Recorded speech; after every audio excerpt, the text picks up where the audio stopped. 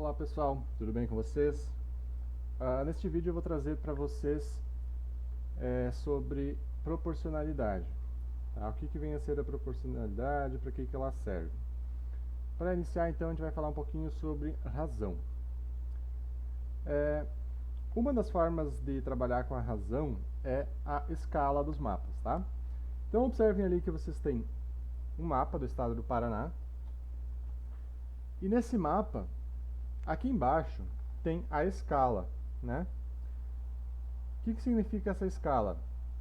Significa que um tracinho, a medida desse comprimento aqui, que é 1 centímetro, nesse mapa ela corresponde a uma distância de 70 quilômetros do tamanho real, né? No território mesmo, né? Então, como é que funciona? Por exemplo, nós temos aqui um exemplo onde a gente vai converter 70 quilômetros em centímetros, tá? Então, para começar, 1 quilômetro são 1000 metros.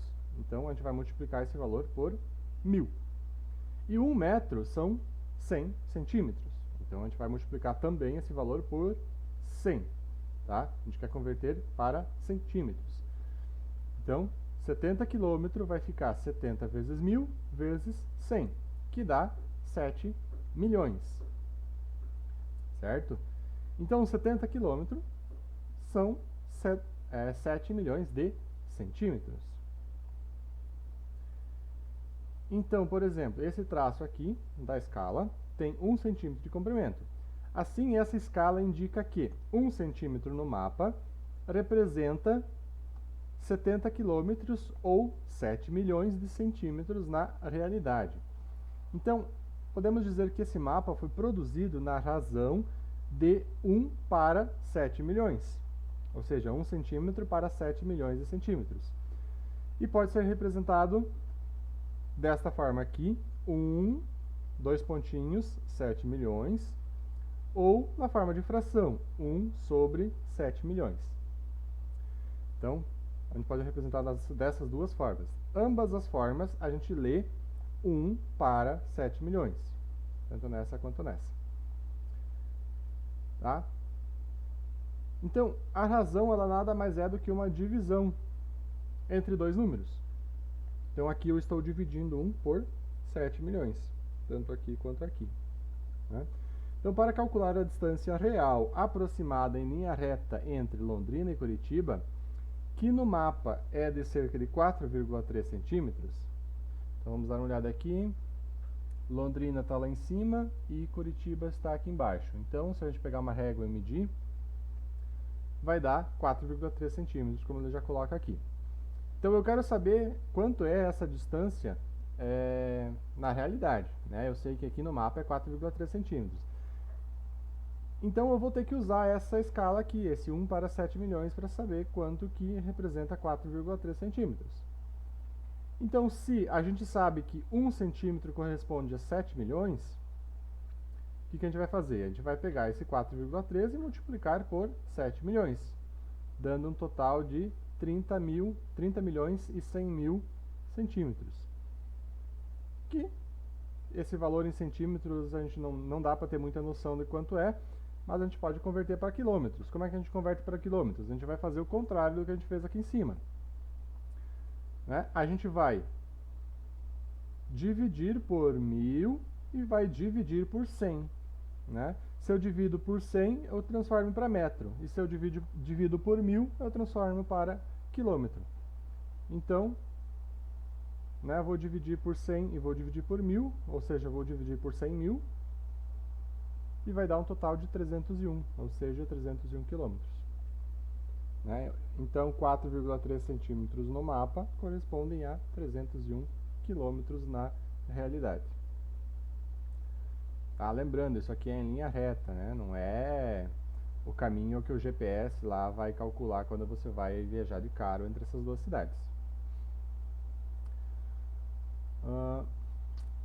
Agora leia a seguinte notícia. De acordo com as estimativas do IBGE, em 2015, no Brasil, a cada 2 idosos da população havia 3 crianças. Então, com base nessa notícia, podemos escrever a razão entre o número de idosos na população brasileira e o número de crianças, nessa ordem. Né? A gente tem que respeitar a ordem. Primeiro apareceu o número de idosos, depois apareceu o número de crianças. Como é que fica a razão? Vai ser 2 para 3. A gente pode escrever nessa forma, usando os 2 pontos, ou na forma de fração, 2 sobre 3. Tá?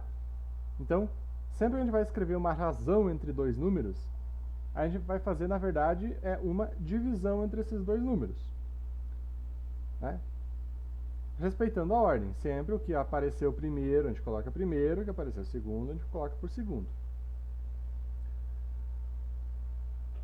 Então, como que a gente pode expressar essa razão aqui?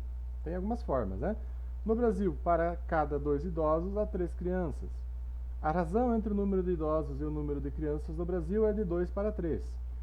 Ou, o número de idosos no Brasil corresponde a 2/3 do número de crianças. Aqui a gente lê 2/3 mesmo, porque aqui é uma fração, tá? Não é uma razão que nem está aqui. Né? Por isso que, quando a gente fala de razão, a gente lê 2 para 3. Quando a gente fala de fração, a gente lê 2/3. Tá? São formas diferentes de estar fazendo a leitura. Ou ainda, no Brasil, a razão entre o número de idosos e o número de crianças é 2 para 3. Aqui é a razão, então aqui a gente lê 2 para 3. Tá? Então, de uma forma geral, tá? A definição de o que é uma razão é essa aqui, tá? A gente vai utilizar letras aqui, x e y, para representar os números, tá? Porque pode ser um número qualquer. Então, considere 2 números x e y, tá? 2 números quaisquer, com y diferente de 0, ou seja, o y, ou seja, aquele número que fica embaixo, ele não pode ser 0. Por quê?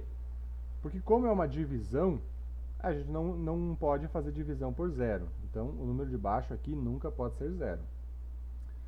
A razão entre esses dois números, nessa ordem, corresponde ao quociente x para y, que também pode ser indicado por x sobre y. Tá? Então, nada mais é do que uma divisão entre dois números. Tá? Esse conceito ele pode ser aplicado ao conceito de porcentagem. Tá? Por exemplo, em uma escola com 320 alunos, 60% são meninas. Como que a gente interpreta isso aqui? Ou seja, se 60% são meninas, significa que 60 em cada 100 alunos dessa escola são meninas. Ou seja, isso é uma razão, né? 60 em cada 100, ou 60 para 100. Tá? Temos aqui uma razão que a gente escreve de diferentes maneiras. A gente escreve 60% utilizando o símbolo de porcentagem, ou a gente escreve 60 para 100, utilizando os 2 pontinhos, ou a gente escreve 60 sobre 100 na forma de fração, que ainda pode ser simplificada essa fração, né? Divide por 20 em cima e embaixo, nós obtemos 3 para 5. Ou seja, 3 meninas em um total de 5 alunos, ou para cada 5 alunos, 3 são meninas. Observe agora 2 maneiras de fazer o cálculo da quantidade de meninas dessa escola. Para fazer o cálculo de uma porcentagem, basta pegar o valor em porcentagem e multiplicar pelo número total. Então, se 60% são meninas de 320, o que eu vou fazer? Eu vou pegar os 60% e vou multiplicar por 320. Só que eu não vou utilizar os 60% com o símbolo de porcentagem. Eu vou utilizar a forma de fração. Então, vai ser 60 sobre 100 vezes o 320. Multiplicamos aqui em cima com em cima, embaixo com embaixo, né? Multiplicação de fração. Então, 60 vezes 320 em cima vai dar 19.200. Embaixo vai ficar 100 vezes, aqui como não tem nada embaixo do 320 é 1, né? Então 100 vezes 1 fica o próprio 100. E aqui faz a divisão, 19.200 dividido por 100 dá 192. Ou seja, Dos 320 alunos, 192 são meninas. Outra forma de fazer o cálculo é utilizando, em vez de usar a fração dos 60%, utilizar ele na forma decimal. Ou seja, faz a divisão primeiro. 60 dividido por 100 dá 0,6. E aí pega esse 0,6 e multiplica pelo 320. Vai dar os mesmos 192. Então você pode estar usando as duas formas aí, né, o que for mais fácil, mais simples para vocês. Aqui nós temos um outro exemplo. Tá? Observe o cartaz da loja. Então nós temos uma promoção no par de sapatos que de R$ 85 passou a custar R$ 68 à vista. Então observe o seguinte, o desconto no preço desse tênis foi de R$ 17, né? Porque era 85 e agora é 68, então o desconto foi R$ 17. Então a gente pode calcular o percentual de desconto que houve aqui. Como é que a gente vai calcular o percentual de desconto? A gente vai pegar o desconto de R$ 17 e dividir pelo valor total. Valor total não, o valor inicial desse produto. Né? Ou seja, vai ficar 17 dividido por 85. Posso escrever na forma de fração, posso escrever na forma com os dois pontinhos. E fazendo essa divisão, 17 dividido por 85 vai dar 0,2. Que convertendo em porcentagem, né, vou multiplicar por 100%, isso aqui vai dar 20%. Então, o desconto desse tênis foi de 20%. Certo? Falamos sobre a razão, agora vamos entrar na parte de proporção. Então, vamos lá. Você já ouviu falar do leitor de livros digitais? Esses aparelhos podem ser usados para ler diversos tipos de materiais, como livros, revistas e textos em formatos específicos. Uma de suas vantagens em relação ao livro convencional de papel é a possibilidade de armazenar centenas de livros e poder levá-los a qualquer lugar. Né? Então aqui tem uma foto de um modelo aí dos mais básicos desses leitores de livros. Tá? Nós temos aqui o modelo A com 12 cm de largura, 16 cm de altura, e o modelo B com 12 de altura e 9 de largura. Então, vamos primeiramente escrever a razão entre o comprimento, que é a maior medida, e a largura, que é a menor medida. A gente vai escrever uma razão para cada modelo. Então, para o modelo A, a razão fica 16 para 12, né? Que é o comprimento pela largura, nessa ordem. Primeiro o comprimento, depois a largura. 16 para 12. No modelo B, a gente vai ficar com 12 para 9, né? 12 de comprimento, 9 de largura.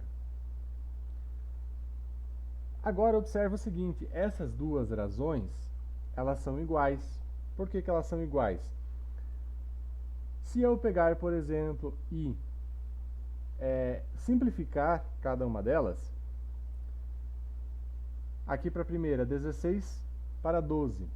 Eu posso dividir por 4 em cima e embaixo. 16 dividido por 4 dá 4, 12 dividido por 4 dá 3. Então a forma simplificada desta razão aqui é 4 para 3.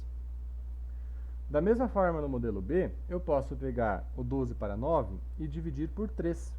12 dividido por 3 dá 4, 9 dividido por 3 dá 3. Ou seja, a forma simplificada desta razão é 4 para 3. Ou seja, as duas são iguais, né? Deu 4 para 3 aqui e deu 4 para 3 aqui. Então, quando isso acontece, quando tem duas razões que são iguais, a gente diz que elas formam uma proporção. Certo? Ou seja, o tamanho desses dois leitores de livros digitais, eles são proporcionais. Tá? Então aqui nós temos uma definição, né, do que exatamente é uma proporção. Então novamente a gente utiliza letras aqui para representar os números, tá? Então quando a razão entre os números A e B é essa ordem, e a razão entre os números C e D nessa ordem são iguais, elas formam uma proporção. Ou seja, A para B é igual a C para D. Né? É uma proporção e pode ser lida da seguinte maneira: A está para B, assim como C está para D. Dizemos ainda que os números A, B, C e D são os termos dessa proporção. Além disso, os números A e D, que é o primeiro e o último, são chamados de extremos da proporção. E os números B e C, que são os dois do meio, o segundo e o terceiro termo, são chamados de meios da proporção. Então, isso aqui é bem fácil de lembrar esses nomes, né? O primeiro e o último são os extremos e os dois do meio são os meios, certo? Isso aqui é só uma questão de nomes, tá? Não tem nada de complicado, é só para dar nomes mesmo. Por exemplo, as razões 2 para 5 e 6 para 15 formam uma proporção, pois aqui temos uma outra forma de verificar se é uma proporção. Aqui, nesse exemplo de antes, eu simplifiquei as duas e vi que dava o mesmo valor. Aqui eu não vou simplificar, aqui eu vou fazer a divisão, ou seja, eu vou fazer 2 dividido por 5, que dá 0,4. E eu vou fazer 6 dividido por 15, que também dá 0,4. Ou seja, deu o mesmo valor, portanto, eles são iguais, ou seja, é uma proporção. Aqui nós temos a propriedade fundamental das proporções, que é a seguinte: em uma proporção, o produto dos extremos é igual ao produto dos meios. Tá? Por isso que a gente deu aqueles nomes de extremos e meios, por causa dessa propriedade. Tá? Então, isso aqui, na verdade, é uma outra forma de verificar se duas razões formam uma proporção. Tá?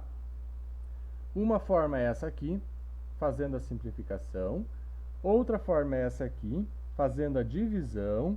E outra forma é usando esta propriedade: o produto dos extremos é igual ao produto dos meios. Então, por exemplo, temos uma proporção aqui: 6 para 8, 9 para 12. Quem que são os extremos? É o primeiro e o último, ou seja, o 6 e o 12. Se eu multiplicar 6 por 12, dá 72. Agora, quem são os meios? Os meios é o segundo e o terceiro, ou seja, é o 8 e o 9. 8 vezes 9 também dá 72. Então, o produto dos extremos, que é esse aqui, é igual ao produto dos meios, que é esse aqui. Portanto, isso aqui é uma proporção.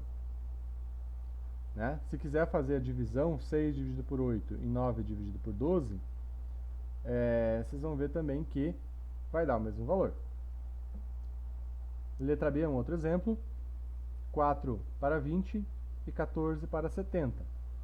Então, pegando os extremos, que é o 4 e o 70, 4 vezes 70 dá 280. Pegando os meios, que é o 20 e o 14, 20 vezes 14 dá 280. Então, dá o mesmo valor, portanto, é uma proporção. A grosso modo, a gente diz que a gente multiplica cruzado, né? Observem que aqui formou-se um x, né? Multiplica em forma de x, né? O 4 com 70 e o 20 com 14. Né? Mas o termo correto é multiplica os extremos e multiplica os meios. Bom, de conteúdo de proporção é isso aí. Agora fica aqui algumas atividades para vocês estarem realizando. Então aqui na número 1, vocês vão escrever a razão que está sendo indicada aqui nessas frases. Tá? Escrever a razão é só isso aqui, ó, colocar nessa forma, ou na forma de fração, ou na forma com os dois pontinhos, tá? Só isso, não precisa fazer conta nenhuma. Aqui na questão 2, nós temos um tapete aqui, né, que o Cláudio fez. E aí está pedindo aqui quantos retalhos de cada cor usou, quanto ao todo, e qual é a razão entre branco e preto, preto e branco, branco e a quantidade total. De novo, só escrever o valor, ou na forma de fração, ou na forma usando os dois pontinhos, não precisa fazer conta. Na questão 3, verificar quais dessas aqui são proporções. Então, lembrando, tem 3 formas de verificar se isso aqui é proporção. Ou você simplifica, ou você divide, ou você multiplica na forma de x aqui para verificar os meios e os extremos. Tá? Qualquer uma delas dá certo. Na 4, quais dessas razões a seguir formam uma proporção com o 20 para 34? Então aqui vocês vão verificar se alguma dessas aqui forma uma proporção com o 20 para 34. Tá? Pode ser que tenha só uma, pode ser que tenha mais, pode ser que não tenha nenhuma, vocês vão estar fazendo o cálculo aí e verificando. Certo, pessoal? Por hoje é isso, até a próxima.